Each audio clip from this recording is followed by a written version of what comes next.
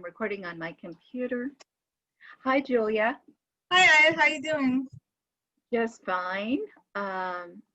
So we're going to talk. Our topic today is Tokyo Rose, Mulan, and polio in the Sudan.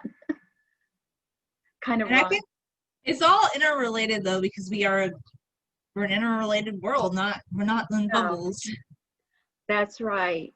So, do you think we should start with Mulan then? Yeah, I would like to start with Mulan because you know so much more about that than me, actually, and I'm curious. Okay, so I have been a Mulan fan for a long time.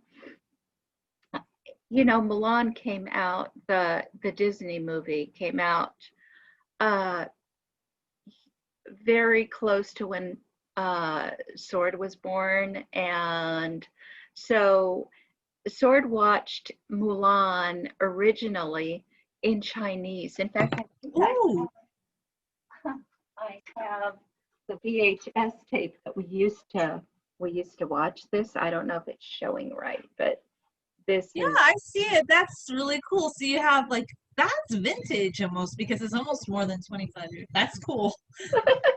It will well, be vintage in a couple of years. yeah, Sword is 21. And I don't know if you can see, but this character is Hua. Hua means flower. Mu, this kind of mu means wood. Lan, I'm not sure what it means, but together Mulan means magnolia because it's a wood flower. You know, it's on a tree. Okay, that's so interesting. Like when you explain that to me, it makes me more interested in Mulan because I feel like when I saw it, I didn't have that appreciation for it. I like that. Yeah, so I saw it in Chinese first. I didn't get to see it in English until much later. Mm. And yeah, and there's an explanation all in Chinese. And so when I was going to find a Chinese name for sword, Mm-hmm. I wanted help. And at the time, I was studying Bopomofo so I could learn to read Chinese.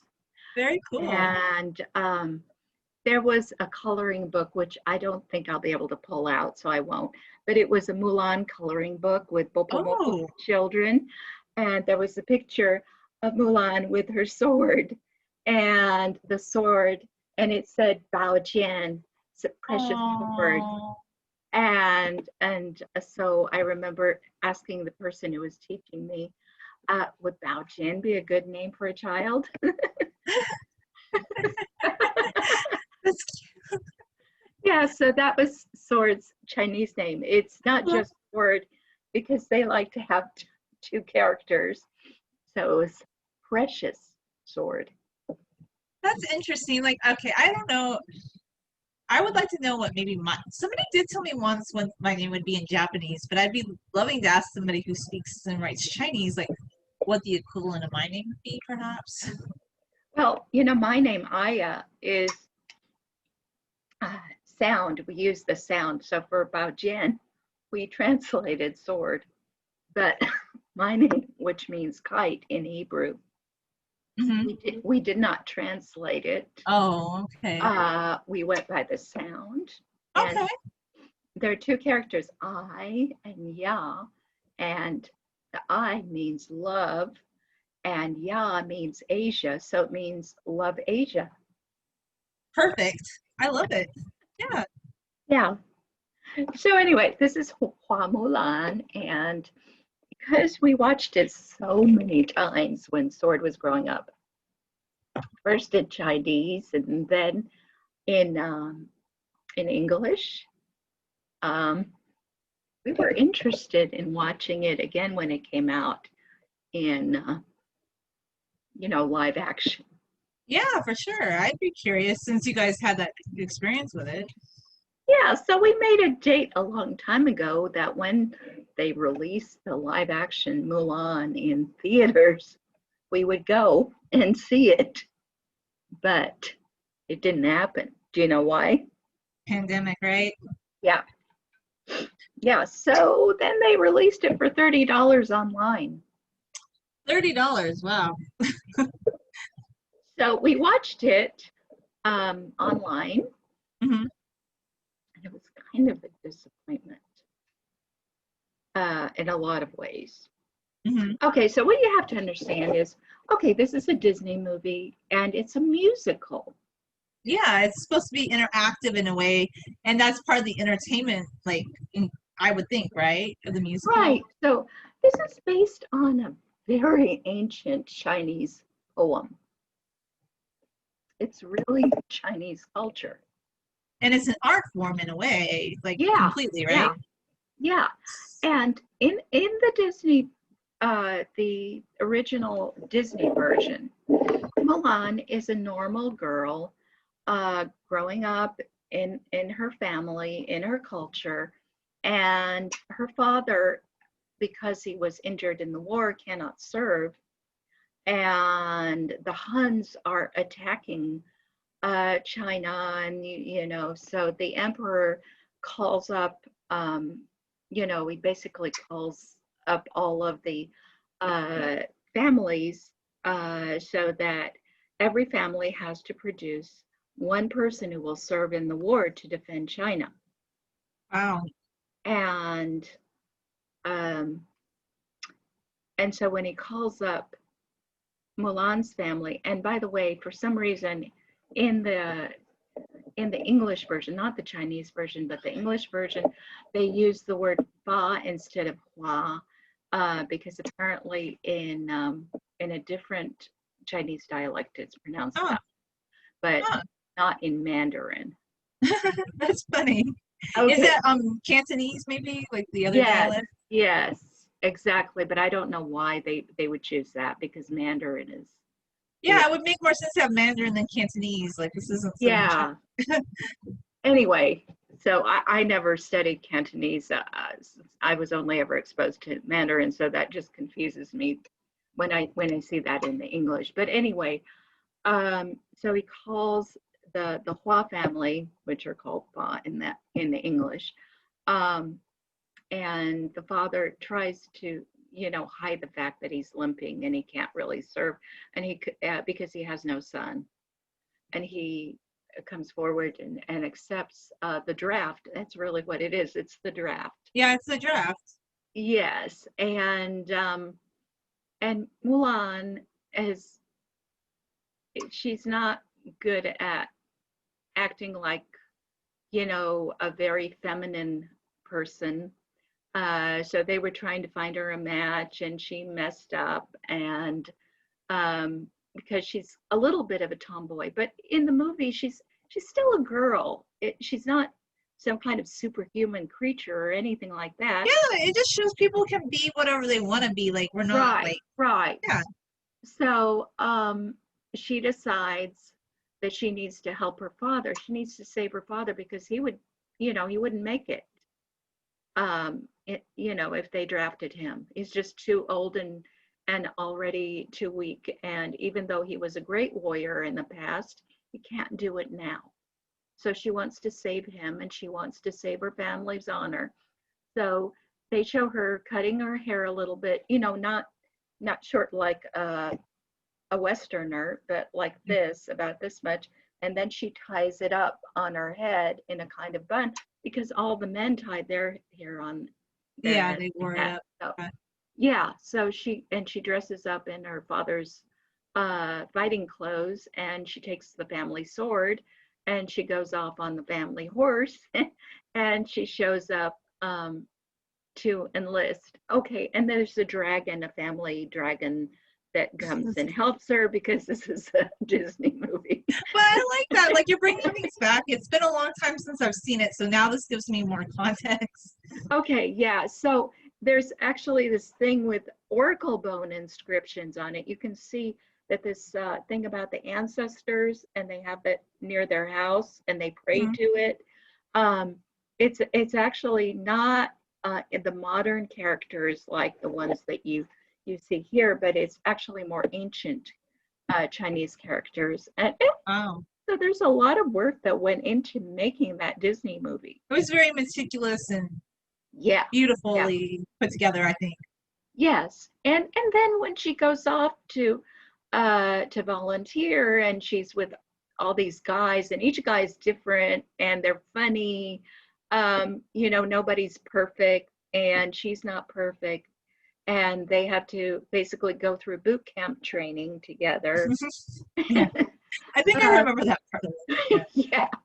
Okay, so there are some great songs like "Be a Man." That's Yeah. because It's funny. or I'll make a man out of you. Oh Really, yeah, something like that. yeah, Yeah. yeah. So it's all funny, but at the same time, you really are rooting for her, and it's also very romantic.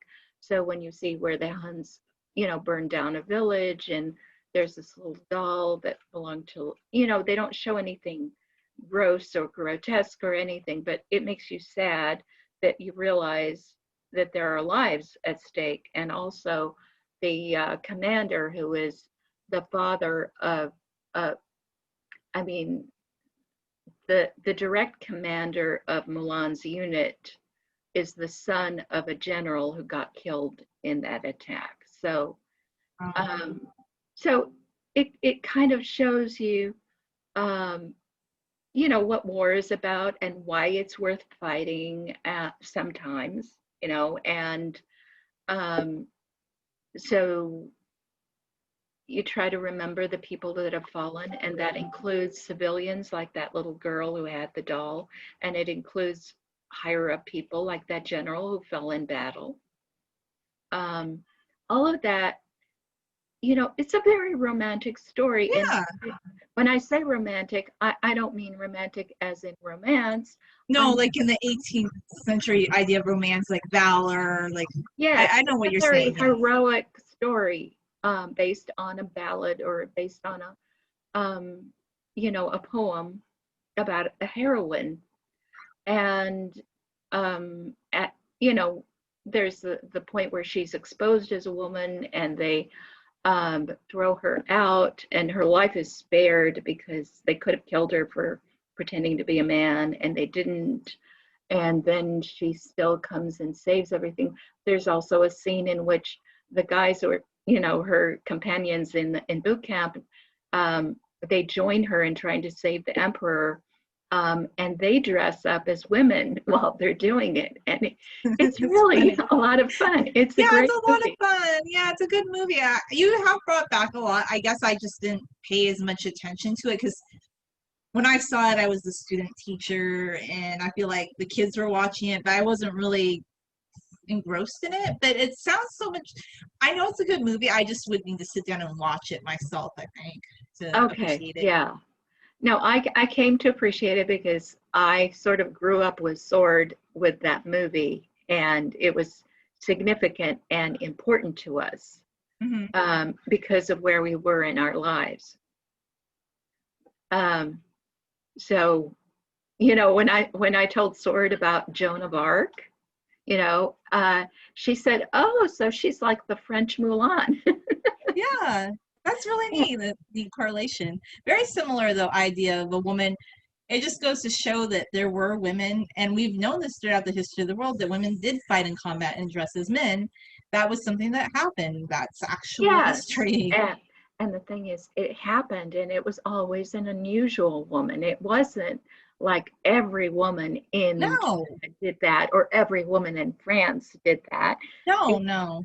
yeah, it would be one out of a million would do that, and it was great that they could, and it was great that their country celebrated them when they did do that. Yeah, and they had the choice to do that, like not to politicize it, but I feel like nowadays there's like this pressure, like, oh, if you don't want to be like, it's almost kind of gone the other way. Like, if you don't want to Yeah. act almost like a tomboy and you just want to be like more of a feminine woman, then you're kind of disparaged. It's weird dichotomy. I just like when people had a choice, and I think that's great. Yeah, so now I want to tell you about the new movie that we watched. We didn't like it as much, and I'll tell Mhm. you why. Um, First of all, they show us Mulan in some kind of a flashback or whatever at the beginning when she was just a child, a smaller child, not an adolescent, but a smaller child. And we're told that she has sort of magical powers and that she's got a very strong chi. And they show her doing the kung fu kind of things, But like, that's you know, not who she was in the no. It just takes away all of the fun from, there's in the in the in this movie, she seems like a human being. She seems like she has certain strengths and certain talents and whatever, but it's not insanely out of proportion to all other human beings. It's not like she's a superhero. That's You and why know? does she have to have a chi? I feel like, are they just trying to market this to, because chi, like finding your chi has become a, I would be skeptical as why does that have to be in the new version? Yeah. So anyway, so she's like this super duper, um, Karate Kid thing from infancy, apparently. Oh, okay, because like yeah, that's very relatable.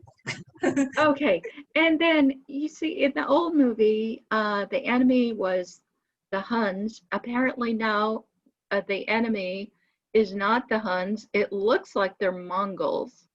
Um, I don't know. When I looked it up, it didn't say Mongol, but it said the Ruaran people, which I don't really know who they are. Maybe you can find out for me, Julia. Yeah, But I would be curious to look that up and see. yeah, but I mean, he's got a name that ends in Khan, and that made me think he was a Mongol. Yeah, that sounds like they were trying to, the Rural people, I think they are, I could be wrong, a Mongol people. I'll look it up. Do you maybe Yeah. after, or I don't know. Yeah, if you can, just to find out. I don't know. So it's almost, I don't know why, but that bothered me. Yeah, it's really strange. Like, why did they need to make that change? It seems like Yeah, every and they time they kept make, talking about building the wall. Okay, so uh, it, huh, yeah, so the Ruran, well, this Khan guy, okay, he yeah, shows up and he the says, Mongol. yeah, it sounds like a Mongolian name. Yeah, that is And that. he says, well, it's because you built that wall, I've decided to show up. Okay, so they, okay. I think I kind of see where this is going. Oh, are we trying to politicize something? Yeah. Okay, Okay. yeah, okay, and Mulan, there's no music, there are no songs. One of my favorite songs in the movie was Reflection, Hmm. where she's talking about how she can't be what people expect her to be, and that's the song that she's singing when she's cutting her hair and just putting on the men's clothes and going off to battle. Well, there's nothing like that. They're kind of sneaky. They're like stealing from the old movie because Reflection keeps playing over and over. The music, the soundtrack is Oh. Reflection, but none of the words, no singing, none of that. Um, th- there are no comical parts. And they turned the hawk. Okay, so the bad guy in the old movie had a hawk. They Hmm. turned the hawk into a woman, and she's a witch. So she can turn into a hawk or she can turn into a woman. And Okay. she's some kind of feminist. And so she fights Mulan a lot. So Mulan ends up fighting not men, but this weird hawk woman. And the hawk woman tells her that she has to admit she's a woman. Okay. And this is an improvement on the original in what way? I didn't like it. It sounds really strange, and I'm glad I didn't spend $30. Not to be putting Yeah, down the movie, but I don't think I'd want to. Now that I've heard about it, I don't want to spend any money to watch it. I'm sorry. yeah. Um, so she gets Mulan to decide that she's suddenly going to out herself as a woman in the middle of battle. I mean, why would you do that? That sounds So, really strange. Oh, okay, let's put our life in jeopardy. That's the best time to do it. Yes. so you know what she does? She takes her hair out of the bun and it's flowing like this. And first of all, how does that prove she's a woman? You know? What if there's men with long hair that like to wear their hair in a bun? There's actually a guy, I think he's like a marksman, and he has shorter hair now, but his whole channel was about men's long hair styling and shooting guns. But he had very long So hair. it doesn't Yeah. make any sense. So she took off her armor. She's in a red flowing dress, and she's got flowing hair, On the and battle. she's got makeup. You know, suddenly makeup appears because the movie. Oh, okay. This makes a lot of sense because the Chinese or Western makeup. Well, I mean, there was makeup at the very They had beginning. makeup, but it was differently applied, right? Like, yes. I mean, I'm not an expert on Chinese makeup, but Yeah, no, they had makeup at the very beginning, and that was pretty weird too. But I just didn't want to talk about that. I mean, in the original, yeah, there was funny kind of like almost theatrical makeup that they put on Mulan when she was trying to go to the matchmakers to get a guy.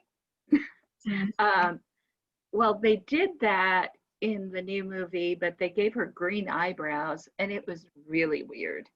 But this is like modern makeup. She's got lipstick and everything, and so she declares herself to be a woman in front of everybody, not because you know in the older version she was outed by something that happened. She didn't want to tell them that she was a woman, but she had to because they found out. Because she got coincides like with a lot of historical references where women would disguise themselves and later they were found out, not like, oh, on the battlefield I'm going to put my life in jeopardy and I'm going to wear a red dress to fight. That's okay. So anyway, it was really bad, and I'm not gonna say much more about it, but it's like some kind of feminist politicized thingamabob.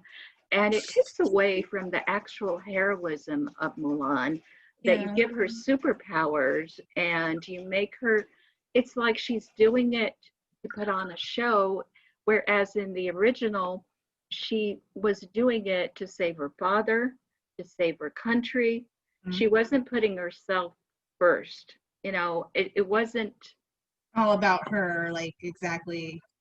Yeah. So I have a question. I wonder, like, what actual Chinese people think about this remake. Like, well, I don't know, but then later on I found out that in the credits, and this has come out in the credits to this version of Mulan, they are thanking the Chinese government and specifically the concentration camps where right now they're sending the Uyghur people, because they are Muslim. I wanted to share that article because that I think that's significant. Oh yeah, with the Uyghur people being sent. Yeah, for sure. Do you want me to look for it again, Aya? No, I sent you a link, right? Yeah, that's what I meant. I was gonna pull up Facebook. Okay. I just have closed it up. I mean, I thought we had a bunch of links sort of lined up. We have a ton of links, yeah. I just have to go back. I'm sorry. Yeah, I'm sorry. I spent so much time talking about Mulan. I should. No, I actually wanted to hear about it because honestly, I'm glad you told me. I don't think I'd pay to go see the new version of it, but I definitely would be interested. Okay, going back. You can see the old one on Netflix, I think. So if you I would like to watch the old one for sure. So I'm just trying to scroll back through our links. They're a bit back in the chat. But anyway, did you want to add anything else about here I found the article. Like, was there anything else you wanted to say about Mulan before I share the article? Like, no, that I said what I wanted to say about Mulan. That's pretty much it. Okay, so I can go ahead and I can share the article. I'll go and hit share. And I guess you have to approve me to share. Okay, let me see where that is. Share screen. Where do I approve that? I think it should say down next to the share screen, there should be a bubble that says that you.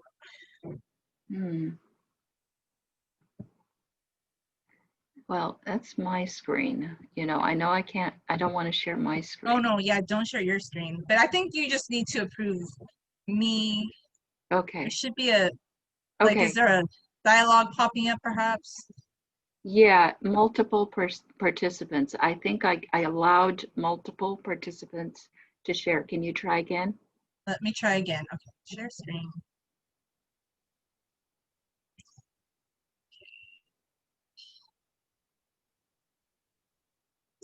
And I don't want to share us, but okay. Let me go to where I was. Something's Okay, happening. I'm bringing it up. Okay, so here's the Reason article. Do you see it, Aya? No, not yet. Let me see. Oh, now I do. Okay, so Reason, Disney thinks Chinese labor camp authorities, but we know that's a concentration camp. It's horrible. And then they have something about the gender reveal, like why that's in the. I kind of hate these news articles where they put a whole bunch of things in together because I feel like that's just it's information overload. But that's just my take on it. Do you want me to read some of this article?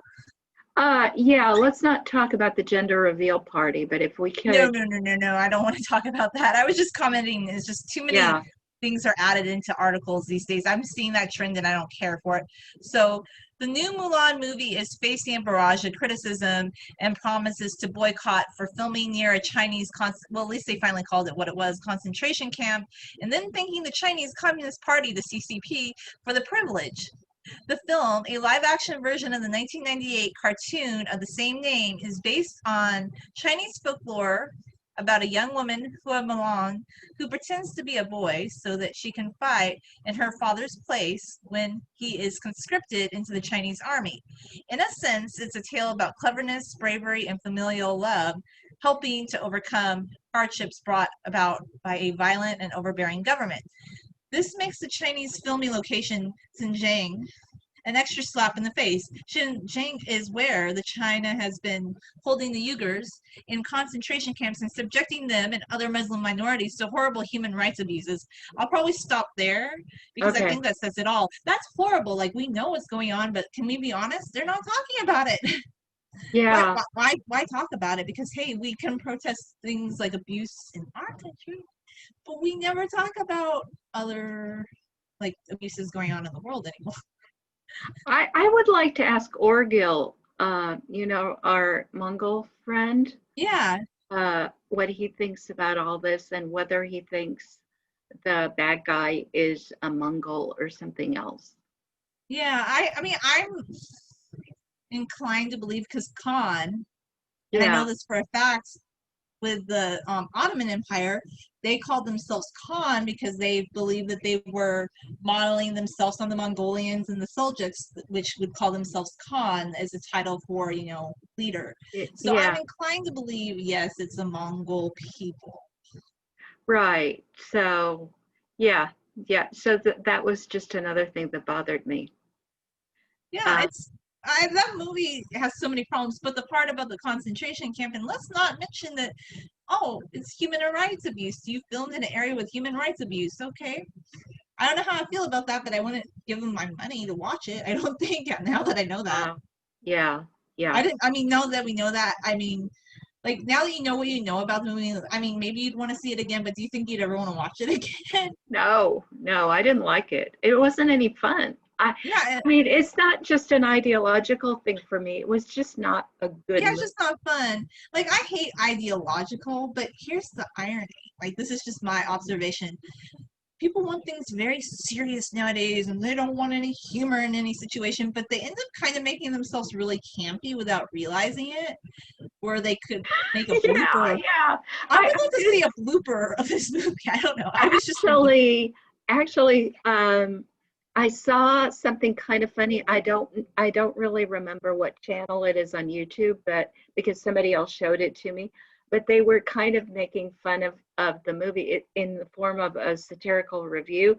Oh, well, actually it was this one guy was pretending to be two guys who were pitching the movie to Disney and they were you know, kind of saying, hey, let's do Mulan, but take out all the funny and fun parts of it.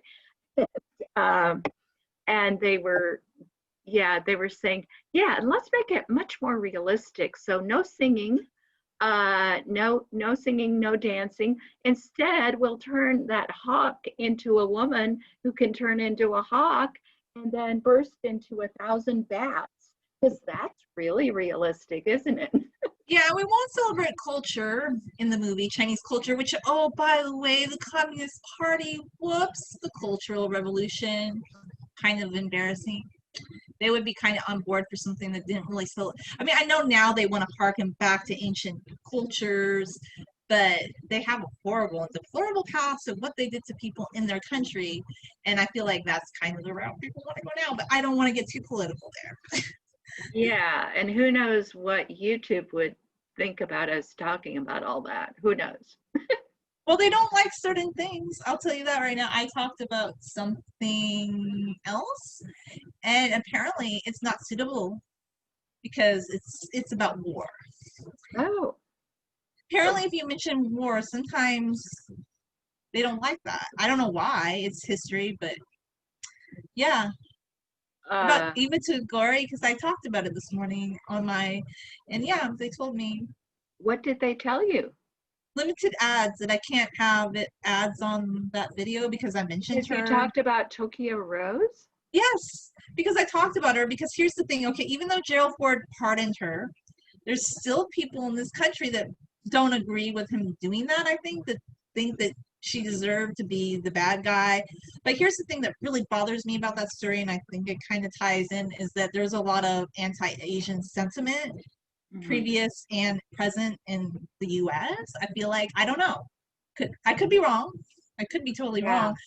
But that never should have happened to her. And what people don't know about her is this, like, they think, oh, that Tokyo Rose was all one person, but no, it was multiple ladies. And this one woman, her name was Eva Tagore, she actually married, I believe, a Portuguese man that was also Japanese descent. So Aquino, I think, is also part of her last name. She has passed away a few years ago. She went to go visit her aunt in Japan. She was born in the United States. She was an American citizen. She graduated from UCLA in 1941. So they told her as a travel document, she didn't need her passport. She could just have this paper saying she was a US citizen. So when the war started, she wanted to come back, but because she didn't have a passport, the consulate refused to issue it to her because they said she was Japanese. But she speaks English. That makes no sense. She barely spoke the Japanese language, and they refused to give her a passport. So she was essentially stuck in Japan, and she didn't have an option, like how's she going to make a living for herself. So she basically, through coercion, ended up being on the 0 Hour radio, which was a broadcast done by POWs, but they also put some propaganda on there. And she refused to renounce her US citizenship. She refused to say anything against the US government, but she would sometimes present like songs, and she'd be like, boys, you should listen to the song before, you get bombed. Like, but what people didn't know about her was this, that she actually was kind of giving the US, Army officials information about where the Japanese might be going. And she brought medicine to POWs, but none of that mattered because people just thought, oh, Tokyo Rose is this propagandist and she's out to destroy the world and she's a horrible person, even though there were multiple ladies. And she never said anything against the US government. She was detained by the US Army for 1 year. The intelligence cleared her. They said she didn't do anything wrong. They looked at all her transcripts. She was very open. She's like, here's everything. Like, she gave it all to them, and they cleared her name. So she wanted to come back to the US. She was still in Tokyo at this time. It was in the, after the war. And there was a radio personality, Winchell. He kind of drove up the anti-Asian sentiment. He's like, why does that lady want to come back to America? She was born in this country. She was, with the history of what happened to the Japanese, this is really sick when you think about it, okay?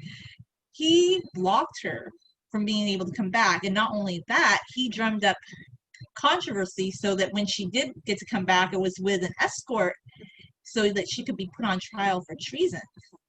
And they decided to have the most expensive trial, like up until that point in 1949. And the jury couldn't convict her of anything. But they kept telling the jury, you have to come back with a conviction because we've spent so much money. So they convicted her on one count of treason because in 1944 she said something in a microphone about the location of a U.S. ship. She was just talking about, the news basically, and she didn't say anything against the U.S. There were other people at the trial that had renounced their U.S. citizenship, and they brought them back to the U.S., coached them for 1 month on what to say so that they could conspire against her to get her convicted of treason. She was given a 10-year sentence. She only ended up serving 6 years. But it wasn't until 30 years later in the 1970s when Gerald Ford started looking into it that he realized she was innocent. So he did, pardon her, and he restored her citizenship. But some people's, until the day she died, I think they believed that she was guilty and that she did something wrong. But she brought medicine to American POWs. She refused to renounce her U.S. citizenship. She refused to say anything against America and actually kind of covertly helped the Allies on the radio. She was actually kind of a hero, but people still consider her like a traitor.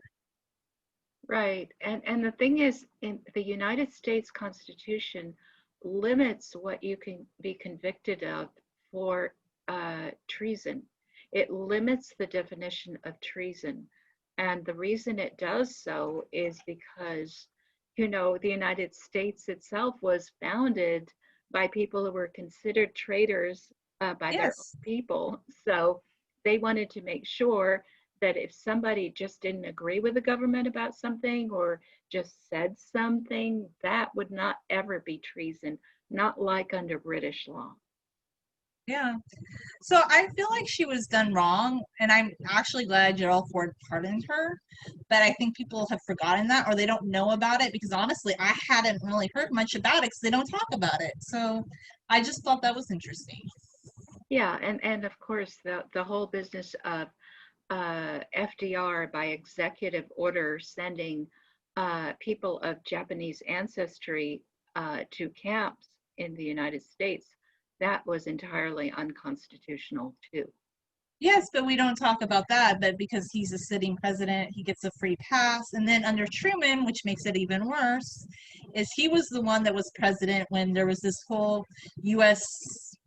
effort to convict this woman that wasn't guilty, who had been cleared by the military. The U.S. military, they're pretty stringent about things. They said she didn't do anything wrong, but there was that radio personality, Winchell. He just didn't like her, and he's like, "Why does this woman want to come back to America? She was an American citizen. That's why she wants to come back."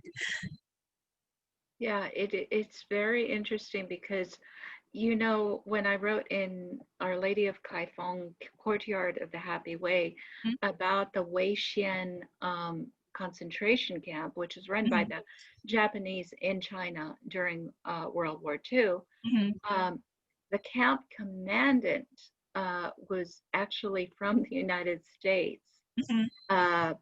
He had been sent to a concentration camp in the United States for a year, and then he agreed to be repatriated to Japan, and then Japan sent him to run a concentration camp in China.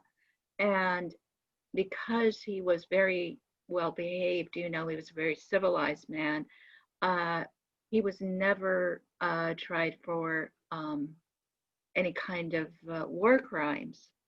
Because people spoke up for him, people who had been in the camp. So it seems very strange they would do that to her, whereas they would let him go. I think it was strange, but a lot of it had to do with the fact that there were multiple women on the radio in different locations that had been captured by the Japanese. They still haven't tracked down who all these women were. They obviously were women that had been either educated in the West or maybe American, but were somehow in a Japanese location that had been captured. She was only one of them. There were other women that spoke out because get this. Tokyo Rose was talked about in movies in 1940, and she didn't start doing her broadcast until 1943. So what I want to know is, how on earth could they say, oh, she needs to be convicted when obviously she was not all these people? Right. Yeah, and it just, I mean, I don't want to go on and on about it, but just the fact that they conspired against her, they got two people that they coached for a month on what to say they were in the same room at the same time, and they remembered verbatim. How could somebody remember a conversation verbatim? And both, they had never really seen each other, like, I guess, two businessmen that were American, that renounced their citizenship. How would they happen to be in the same room with her? It was kind of absurd. Yeah, there's a lot of injustice throughout history. The thing that has really bothered me recently was the news that polio has been introduced into the Sudan by means of vaccination. Mm-hmm. Did you hear about that? Yeah, I saw the article that you had sent to me. I thought that was kind of disconcerting.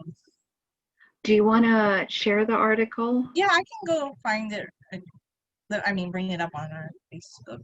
Let me just pop that up. I mean, I'll tell you the truth. When Sword was first vaccinated against polio as a baby in Taiwan, my doctor told me, you know, she could get polio from the vaccine. And I was kind of like, you know, I was really scared about it. Wow. Well, at least he was honest, because I don't think anybody ever told us that. Like, Yeah. So apparently it's a well-known fact that it can happen. So basically, if it's a, like, let's say the vaccine isn't a very good batch, I mean, I would be curious as to Well, what no, happens. I don't think it has to do with whether it's a good batch of the vaccine. I think that statistically it happens sometimes.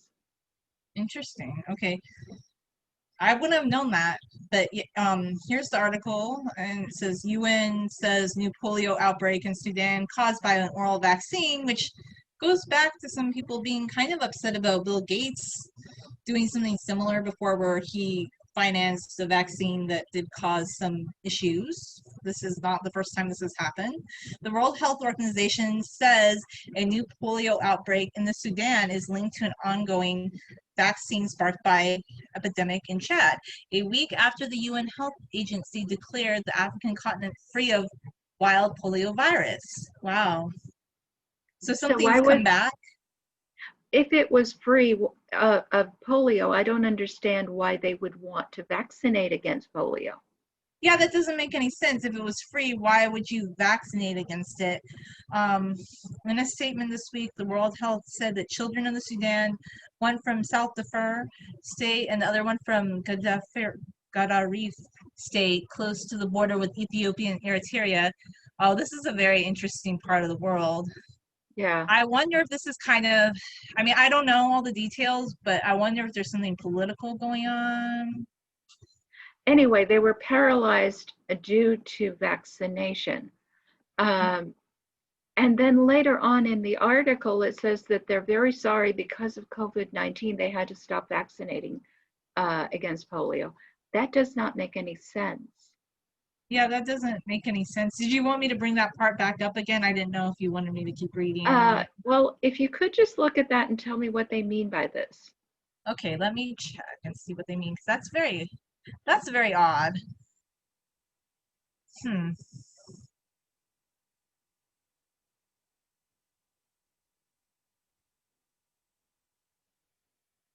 Okay.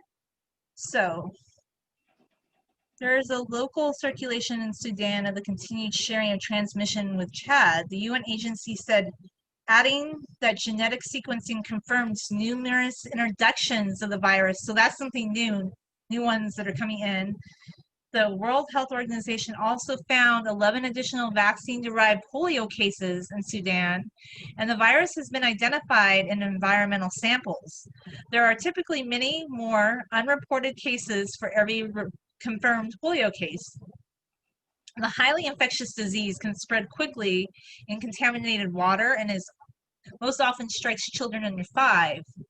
In rare instances, the polio virus in viral vaccine can mutate into a form capable of sparking new outbreaks. That's scary. Last week, the World Health and partners declared that the African continent was free of wild polio virus, calling it incredible and an emotional day. On Monday, the World Health Organization warns that the risk of further spread of vaccine derived from polio across Central Africa and the Horn of Africa was high, noting the large-scale population movements in the region. More than a dozen African countries are currently battling outbreaks of polio caused by the virus, including Angola, Congo, Nigeria, and Zambia. Amid the coronavirus pandemic, many large-scale vaccination campaigns needed to stamp out polio have been disrupted across Africa. So they don't want to go out and vaccinate because of social distancing? Is that what it sounds like to me? Yes, but why would they want to vaccinate if that's what's causing the virus? Do you see what I'm worried about? No, I'm worried about that too, but they shouldn't be This is why the Bill Gates Foundation was criticized by some Africans before because of issues in the past with things that have happened. Okay, so the part that confuses me is amid the coronavirus pandemic, many of the large-scale vaccination campaigns needed to stamp out polio have been disrupted across Africa and elsewhere. If it's already been stamped out, why do they need to do this? And aren't they the ones who are spreading it? They don't need to do it. Nobody needs to do that. But yeah, it's like, why would they do? Oh, should I go out of it now? Yeah, it's fine. Do you see what I'm worried about? It doesn't. No, I get what you're worried about. I don't know why they need to be vaccinating for something that's supposedly eradicated. That doesn't make any sense. That would be like if they started vaccinating people for smallpox and saying, whoops, I guess we gave somebody smallpox using the vaccine when smallpox has been eradicated. Yeah, that's it's problematic to me. I find it very troubling. Okay, and again, Julia, we weren't looking at a site that was disreputable or fake news, were we? No, we weren't. These were news sites. These are news articles. These are mainstream news articles, of course. Okay. So what's going on with the mainstream media and how are they not paying attention to this? I mean, they're saying this, but they're not like, after somebody finishes reading that article, what are they going to think?